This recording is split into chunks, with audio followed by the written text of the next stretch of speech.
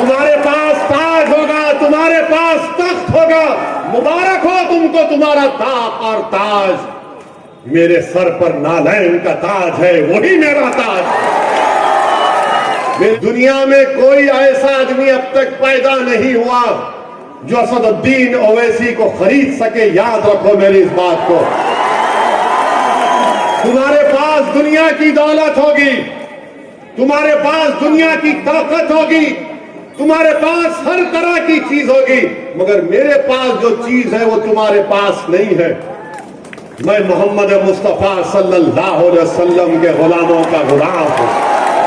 याद रखो, जो आपकी तकलीफ को देखकर अपनी आंखें बंद कर लेते हैं, जो मजलूमों की तकलीफ को देखकर उनकी जबानें गूंगी हो जाती हैं, उनकी आंखों पर पर्दा पड़ जाता है, ओवैसी आपसे कह रहा है, आपसे अपील कर रहा है कि अगर तुम खामोश रहने वाली पार्टियों को वोट दोगे तो याद रखो, खुदा ना खास्ता तुमको हमेशा के लिए खामोश ना कर दे।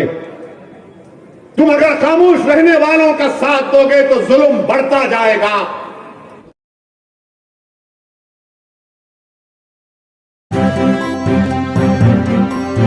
मीडिया वॉइस, आपकी आवाज। हाँ, पूरे होंगे इंशाअल्लाह ताला।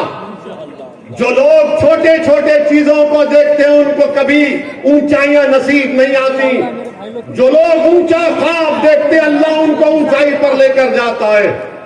जो लोग मायूस होकर बैठ जाते, मुफलिसी उनका मुकद्दर बन जाता है। जो अपने ख्वाबों को पूरा रखने का हौसला रखते हैं, जो अपने ख्वाबों को पूरा रखने का अज़म रखते हैं, जो ख्वाबों को पूरा करने के लिए जिद्दोजहद करना चाहते हैं, जो अपने ख्वाबों को पूरा करने के लिए ये नहीं देखते कि मेरे पास दौलत नहीं है। याद रखो, दौलत सब कुछ नहीं है। सबसे बड़ी दौलत अगर है तो ईमान की दौलत है। सबसे बड़ी दौलत है तो ज़मीर की दौलत है। सबसे बड़ी दौलत है तो सच्चाई है। जिसके पास सच्चाई है अल्लाह उस सच्चाई रखने वाले को कामयाब करता है। तो मेरी आपसे अदबन गुजारिश है कि आप मेरी इन बातों पर गौर करिए, अपना एक एक वोट का सही इस्तेमाल करिए। डरने और घबराने की जरूरत नहीं है। जब शिबू भाई, साबिर भाई, हमारी बहन कौशिका परमार और हमारे ये तमाम जो जिम्मेदार अगर इंशाअल्लाह आपकी दुआएं, आपका वोट रहा, ये विधायक बनकर गुजरात की विधानसभा में जाएंगे, तो शिबू भाई जब बापू नगर की आवाज उठाएगा तो गुजरात की विधानसभा की आवाज इंशाअल्लाह ताला बापू नगर की जनता को सुनाई देगी कि शिबू पुकार रहा है, शिबू लड़ रहा है बापू नगर की जनता के लिए। और जब साबर काबुली वाला इंशाअल्लाह कामयाब होकर आपका खायद बनकर जाएगा तो साबर काबुली वाला की आवाज पूरी गुजरात में गूंजेगी इंशाअल्लाह ताला। ये हमारा कोशिश है, ये हमारा ख्वाब है। इसको आपको और हमको पूरा करना है। इलेक्शन जैसा आएगा तो सब इल्जाम लगाएंगे, ओवैसी ये भी टीम है, वो दिल्ली का बोलेगा उसकी टीम है, वो राहुल बोलेंगे उसका टीम है। मैं किसी के टीम का प्लेयर नहीं हूं, मैं आपके टीम का आदमी हूं, मैं जनता का आदमी हूं, मैं आवाम का कादिम हूं, मैं आवाम के टीम का हिस्सा हूं। और याद रखो, दुनिया में कोई ऐसा आदमी अब तक पैदा नहीं हुआ जो असदुद्दीन ओवैसी को खरीद सके। याद रखो मेरी इस बात को। तुम्हारे पास दुनिया की दौलत होगी, तुम्हारे पास दुनिया की ताकत होगी, तुम्हारे पास हर तरह की चीज होगी, मगर मेरे पास जो चीज है वो तुम्हारे पास नहीं है। मैं मोहम्मद मुस्तफा सल्लल्लाहु अलैहि वसल्लम के गुलामों का गुलाम हूं। तुम्हारे पास ताज होगा, तुम्हारे पास तख्त होगा। मुबारक हो तुमको तुम्हारा ताज और ताज। मेरे सर पर नालैन का ताज है, वही मेरा ताज। मेरे अजीज दोस्तों और बुजुर्गों, मैं आपसे अपील कर रहा हूं कि मुत्तहिदा तौर पर अपने वोट का इस्तेमाल करिए। अब किसी को वोट नहीं देना। आप कोई अगर पैसा खर्चता है तो ले लेना। क्या करेंगे? ले लेना, क्योंकि बहुत हराम का पैसा है इनके पास, बहुत हराम का पैसा है। ले लेना। और बोलना ओवैसी भाई ने कहा था दिए तो ले लेना, ले लेना, मगर वोट पतंग को देना। कोई बुरी बात नहीं, उन्हें दे रहे, आप क्यों नहीं लेते? 15 लाख अकाउंट में नहीं आए, कम से कम चुनाव में तो आ रहे। नौकरी नहीं दिए तो कम से कम वो नोट तो निकल रही। मेरे अजीज दोस्तों, अब हमारे आज के इस जनसभा के बाद कल से पूरे हजरत इबलीस के दोस्त शुरू हो जाएंगे बापू नगर में। इबलीस के लोग शुरू हो जाएंगे। उसकी बातों में नहीं आना, वो जज्बाती बात करता है। तुम लोग खुश हो जाएंगे, उसको वोट नहीं देना। सोचना, अब नहीं सोचना मेरे भाई, मेरी मां और बहनों, अब नहीं सोचना, मेरे बुजुर्गों, अब नहीं सोचना। अब मुकम्मल यकीन के साथ आप इस दीवाने का साथ दो, पूरे यकीन के साथ, पूरे एतमाद के साथ, क्योंकि आपकी भी कोई आवाज होना चाहिए, कोई आपके दिलों में छुपे हुए गम को बयान कर सके, कोई तुम्हारे ख्वाबों को पूरा करने की बात कर सके, कोई तुम्हारे नौजवान बच्चों को हाथ पकड़कर हौसला दिला सके कि बेटे मायूसी को खरीब आने मत दे, हौसला रख। मेरे अजीज दोस्तों, मेरी जद्दार मां और बहनों, यही चंद गुजारिशात मुझे आप तक पहुंचाना था। मैं उम्मीद करता हूं कि अल्लाह आपके दिलों में मजलिस की मोहब्बत पैदा करेगा। मैं दुआ करता हूं अल्लाह से, नबी करीम सल्लल्लाहु अलैहि वसल्लम के सत्ते और तुफैल में, कि अल्लाह आपके दिलों में मजलिस की मोहब्बत को पैदा करेगा और वो मोहब्बत इंशाअल्लाह मजलिस के विधायक को आप लोग कामयाब करेंगे। देखा कि गुजरात में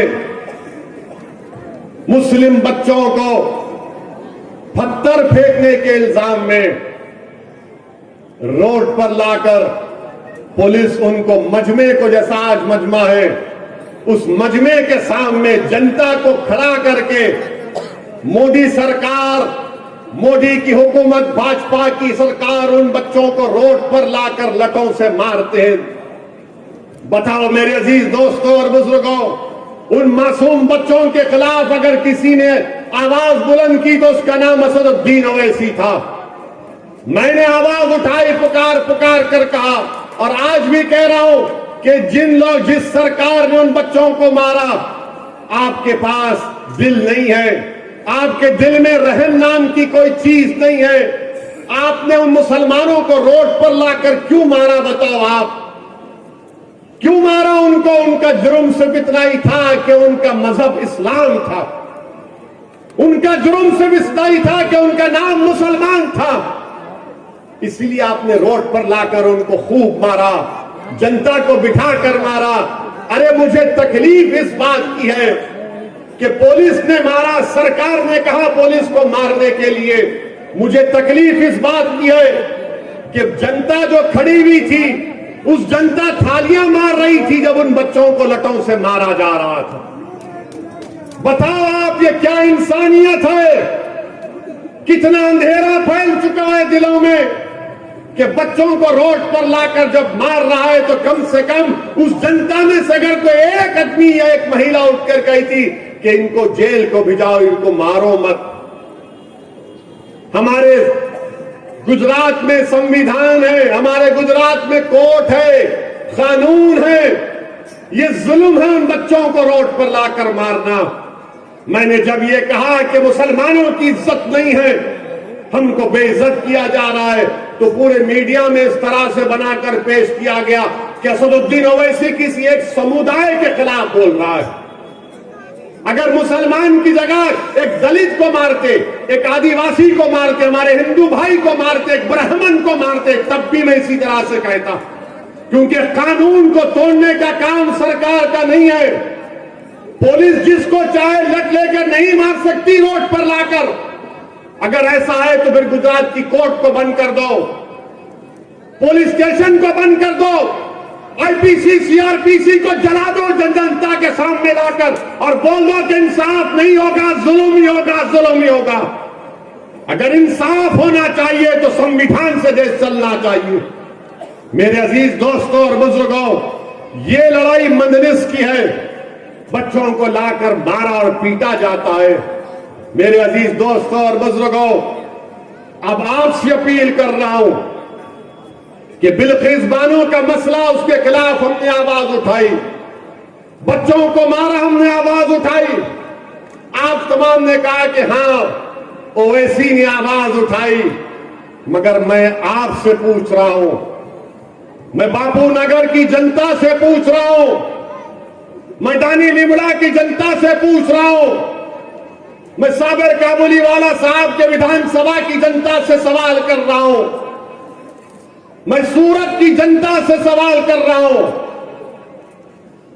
जो लोग खामोश बैठ गए जब बिल्किस के कातिलों को छोड़ा गया, जिन्होंने खामोशी अख्तियार की और जिसने बिल्किस के हक के लिए खड़ा हुआ, जिसने बच्चों को लाठी से मारी, जिसने उनकी तकलीफ को अपने सीने में महसूस की, उनको मारना यह देखा कि ये मेरी औलाद को मार रहे हैं। अब आपको फैसला करना है कि क्या आप मुझे सजा देंगे या मुझे इनाम देंगे। यह आपको तय करना है कि क्या आप मुझे सजा देंगे या इनाम देंगे। मैं आपसे अपील कर रहा हूं कि जो खामोश बैठ रहे हैं, आप उनको वोट देते आए, उनको वोट मत दो। याद रखो, जो आपकी तकलीफ को देखकर अपनी आंखें बंद कर लेते हैं, जो मजलूमों की तकलीफ को देखकर उनकी जबानें गूंगी हो जाती हैं, उनकी आंखों पर पर्दा पड़ जाता है, ओवैसी आपसे कह रहा है, आपसे अपील कर रहा है कि अगर तुम खामोश रहने वाली पार्टियों को वोट दोगे तो याद रखो, खुदा ना खास्ता तुमको हमेशा के लिए खामोश ना कर दे। तुम अगर खामोश रहने वालों का साथ दोगे तो जुल्म बढ़ता जाएगा। तुम खामोश रहने वाले पार्टियों को वोट दोगे तो याद रखो, तुम्हारे नौजवानों की जिंदगियों को बर्बाद कर दिया जाएगा। तुम अगर खामोश रहने वालों को वोट दोगे तो दलितों का, आदिवासियों का, मजलूमों का, गरीबों का एक्सप्लॉयटेशन चलता रहेगा। बोलने वालों का साथ दो, लड़ने वालों का साथ दो, जो इस जुल्म के खिलाफ एहतजाज बुलंद करते हैं उनका साथ दो। अब आपको तय करना है कि आप खामोश रहने वालों का साथ देंगे या गरीबों की आवाज, उनकी तकलीफ को समझने वालों का साथ देंगे। बिल्किस बानो गुजरात की भी बेटी है और भारत की भी बेटी है। जिन बच्चों को मारा गया वो हर किसी की औलाद है। मेरे अजीज दोस्तों और बुजुर्गों, इसीलिए मैं आपसे अपील कर रहा हूं कि ये विधानसभा के चुनाव हमारे लिए अहम है। अगर मंदलिस के विधायक जीत कर जाएंगे तो चाहे बापू नगर हो या साबिर काबुलीवाला साहब की विधानसभा हो, ये अगर एमएलए बन के जाएंगे इंशाअल्लाह, तो गुजरात की विधानसभा में वो गरीबों और मजलूमों की इंसाफ की लड़ाई लड़ेंगे। हमसे आज लोग आकर कहते हैं कि 3 है, 3 का क्या होगा। मैं ये कहता हूं कि तुम 3 की क्यों बात कर रहे हो, मैं तो 3 को 12 करने की कोशिश कर रहा हूं। मैं 3 को 12 करने की कोशिश कर रहा हूं। मेरा साथ दो।